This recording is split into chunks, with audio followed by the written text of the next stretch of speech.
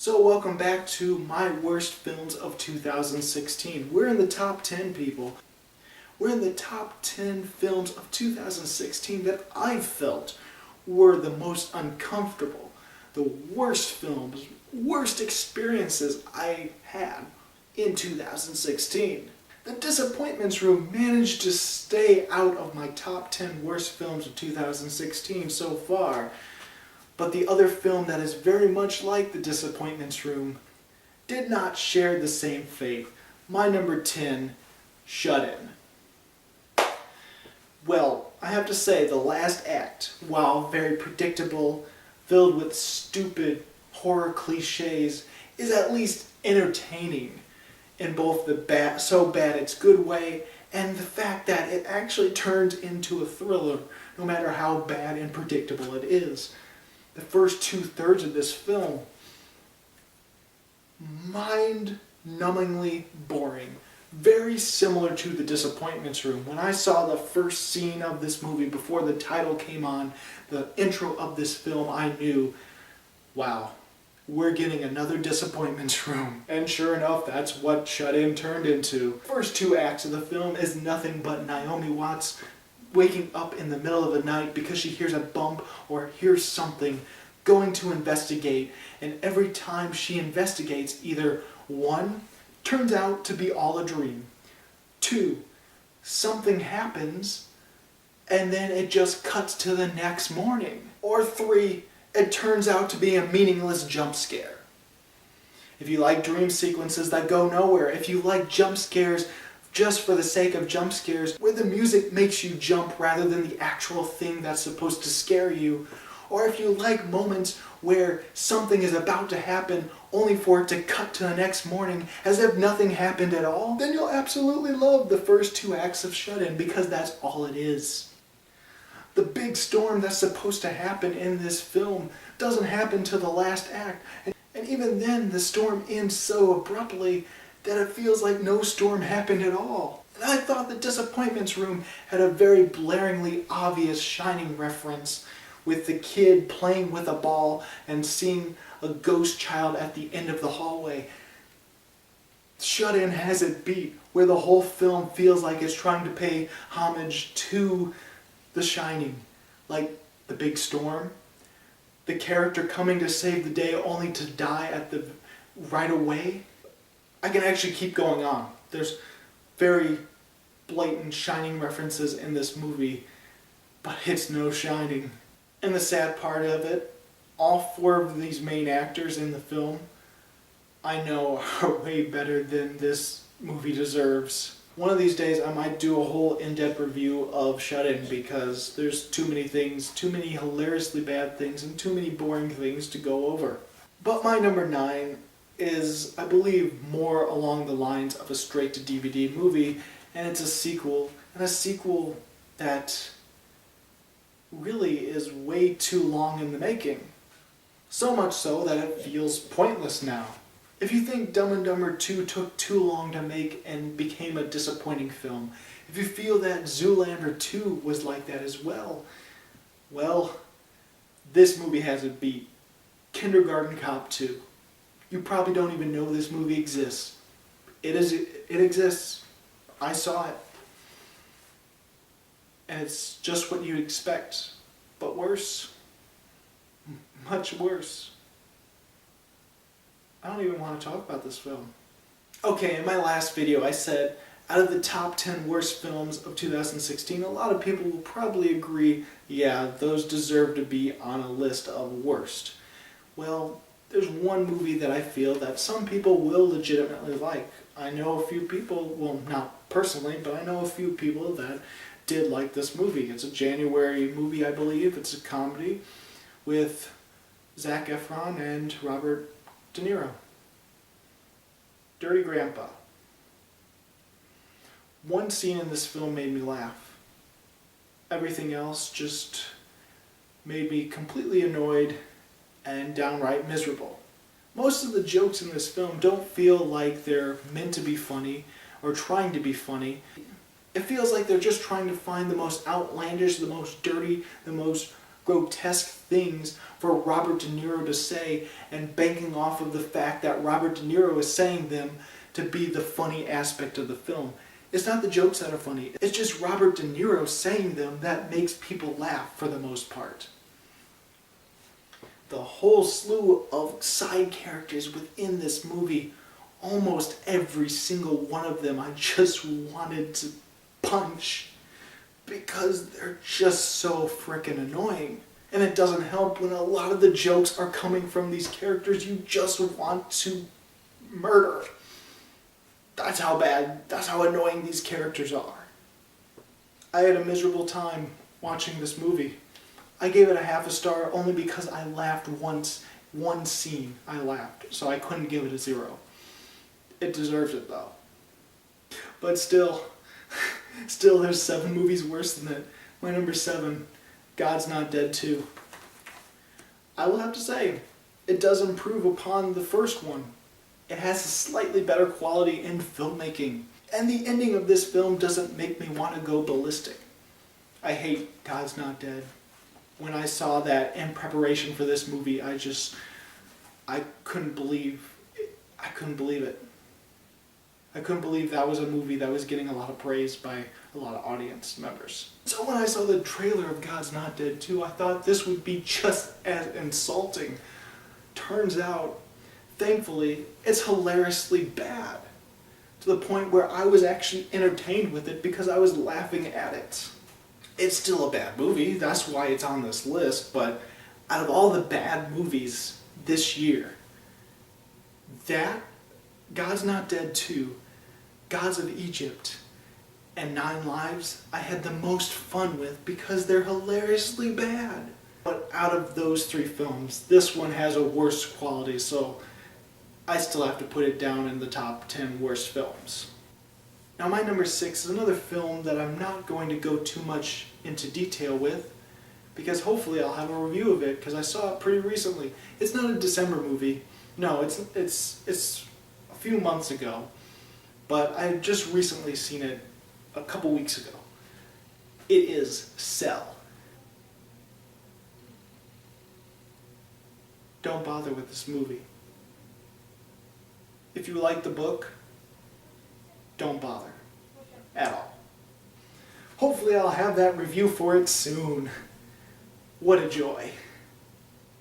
Probably going to have to watch it again to remind myself of how bad it is. These last 5 are absolutely, without a doubt, my least favorite films of the year. The worst films, I feel, of the year. Because out of these 5 films, there is absolutely no redeeming quality, no aspect of the film that I liked. If I liked a sliver of a scene, then it wouldn't get a 0 star. All 5 of these films, absolute 0 from me. Meaning I hated every single second of these 5 films. It just depends on which ones I hated more. My number 5 is actually Norm of the North. Rob Schneider plays a polar bear, goes to New York to try to stop people from building condos in the Antarctic. And by doing so, becomes the spokesperson, the face of the company to try to build morale and build people into thinking, yeah, condos in the Arctic is a good idea. And trying to gain influence in a way to help the cause, so much so that when they have enough influence, he can turn and say, no, this is a bad idea. No, this film is a bad idea. I know it's a cartoon. I know it's an animated film, and a lot of people give it that excuse that, well, what do you expect? It's just a children's film. Animated films can be so much more. It could be so much more, and you can still be entertaining to the children as well as the adults and still have a meaningful message. This has none of that. This is only my number 5. This is my 5th worst film of 2016. I still got 4 more to go, people. 4 more. Worse than Norm of the North. And many people, Norm of the North is one of the worst films, if not the worst film of 2016. I got movies worse than Norm of the North. I got movies worse than 9 Lives. I got 4 more to go, people. Are you ready for this? My number 4 is the other James Patterson novel that got adapted into a movie. It is Maximum Ride. Very poor, cheap visual effects. No acting chops whatsoever. Bland, generic characters. No action whatsoever. A few laughable moments here and there at its own expense. But for the most part, it's just an eyesore. Number 3 is a parody to a movie that pretty much is a parody of a pretty awful but popular novel, and that is 50 Shades of Black. Now tell me, is this really necessary? A parody of a movie that pretty much makes fun of itself from here and there and is a bit self-aware and is a bit of a parody of itself. So is a parody of a parody pretty much useless? For me, it is. 50 Shades of Black is just not funny whatsoever. It's typical Marlon Wayans, and it's just bad. Number 2 is the newest Kevin Smith movie that I didn't realize even existed until it got a Fathom event for our movie theater. It is Yoga Hosers.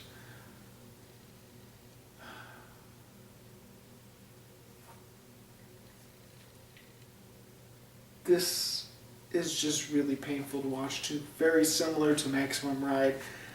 The visual effects are really cheap and just terrible and amateurish, and it just is painful to watch. This one even more so than Maximum Ride. It's a movie trying too hard, I feel, to be a cult classic movie. A movie trying too hard to be so bad that it's good.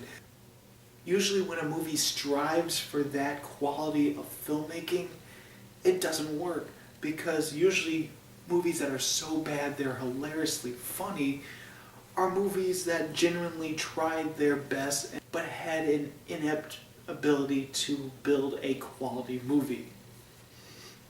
The reason movies so bad that they're good exist is because they tried and just failed. Hilariously so.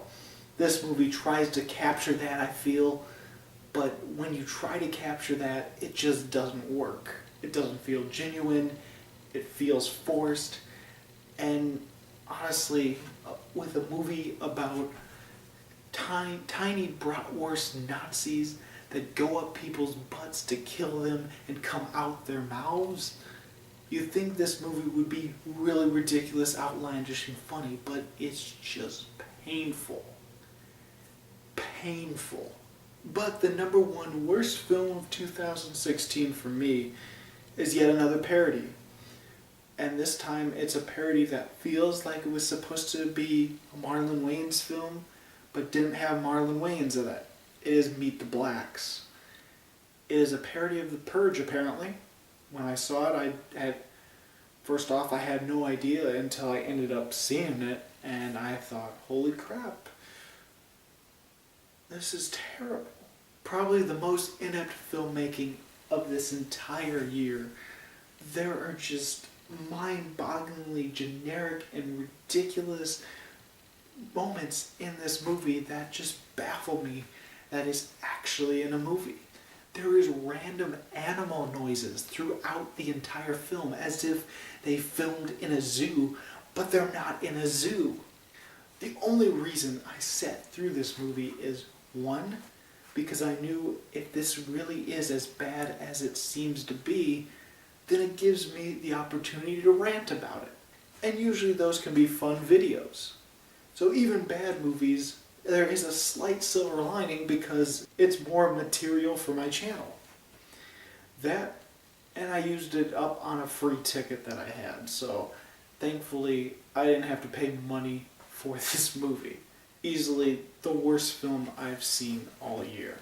So those were my top 10 worst films of 2016 so far, because there's a few stinkers, there's a few movies that I have a feeling I will find bad that I have yet to see, because I didn't want to waste my time in theaters with those, despite the fact that I wasted my time in theaters with some of these picks. So, do you agree with these bad films? Go ahead and comment below and shout out your top 10 worst films of 2016. I'm interested to see what are your top 10 worst films that you've seen in 2016. And if you like this video and you want to see more, check out my other countdowns of other years, and go ahead and check out my movie reviews of, well, some of these films, because I am really behind. And as always, this is Bruce Gifford, and this was Just My Opinion.